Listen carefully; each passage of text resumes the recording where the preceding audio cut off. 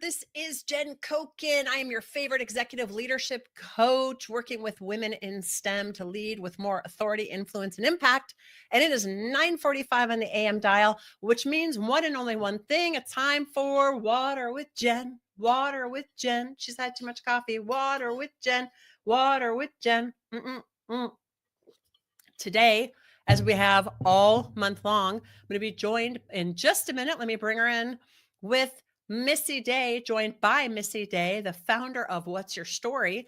And by the by, before I flip it over, so it's just me and Missy on the screen, shameless plug, buy my book, Make Imposter Syndrome Your Superpower, due out any day now. And so go ahead and go to jenkokenbook.com so you can order your copy. Send me the receipt. I'll send you a free ebook. Let's just get me and Missy on the little slide here. And Missy, I'm so excited to have you here. Missy worked in corporate for a very, very long time. And through that work, and after leaving corporate, saw the power of storytelling, founded What's Your Story? And she now works with speakers and coaches to powerfully tell their stories in a way that make an impact on the world around them.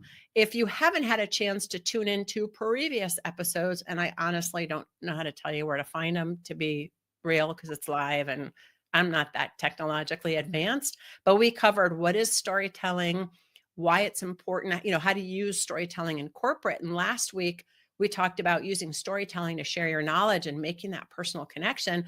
We wanted to round out with one of Missy's favorite topics, which is how to integrate fun, into the workplace. Welcome, Missy Day. Thanks for being here again.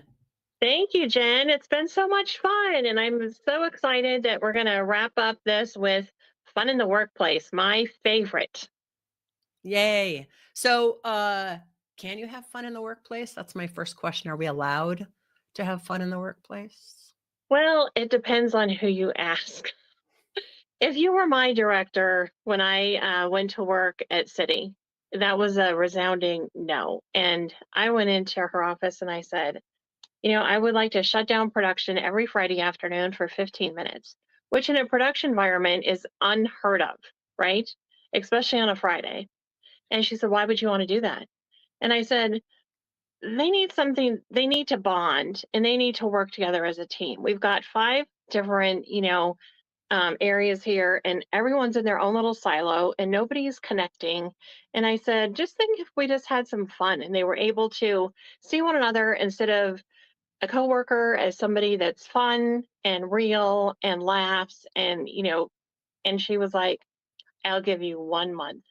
And if you don't make a difference in 1 month, then we're not going to do it anymore. So, well, that's like telling sick him to the dog for me. I was like, okay, let's do it. So we started and we would stop production every Friday afternoon. We played Pictionary, or, I would tell them use the materials that are on the floor and create something, a house of diversity. We did that once, and just something different every Friday. So at the end of the month, she said, your productivity is the highest every Friday.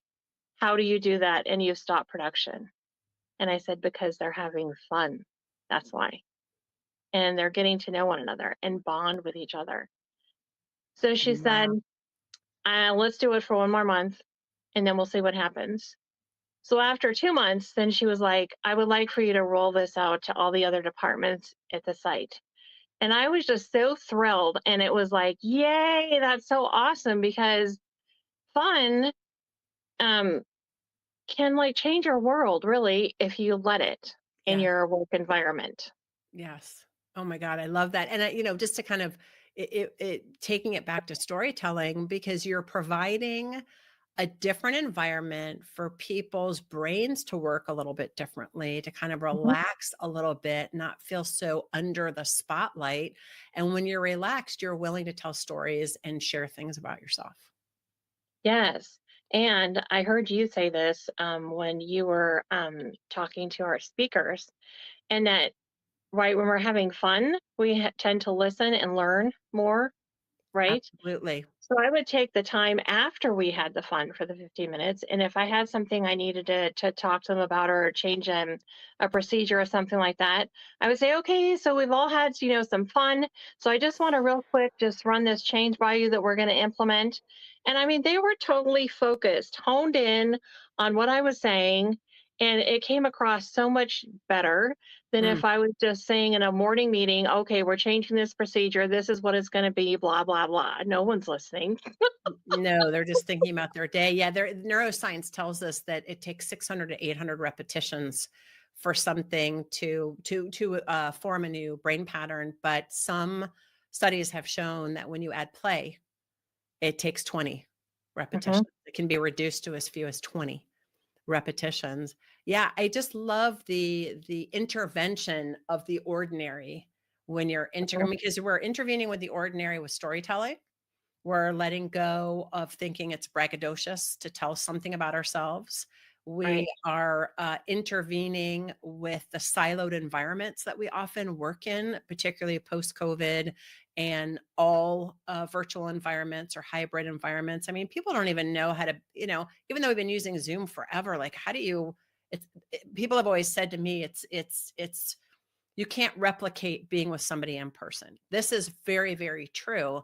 And Mhm, so when you're adding fun, when you're interrupting those work environments and just saying, okay, well, the days we're in the office, we're going to take a 15-minute break to have fun. And you could play cards, you could play blackjack, you could, whatever you're mhm, going to do, just do something. You could have a tic tac toe, I don't know, a tic-tac-toe competition, how mhm. quickly can, or something like that. Something like that where people are engaged. But I also heard you say you were using tactile stuff too. Is that right? Or was it just brain games? Yeah, we would use tactile. The funnest one, if funnest, is that a word? It is now. Sure, it is now. That we ever had was we brought in rolls of toilet paper.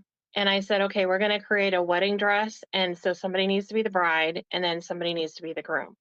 Well, of course, they picked a guy to be the bride, and he was hilarious. So they made this big, huge wedding dress because they went and got paper from the statement processing. So it was just like big, long, strips of paper. And I have the picture still because it was amazing. And he was holding a bouquet and he had the veil on.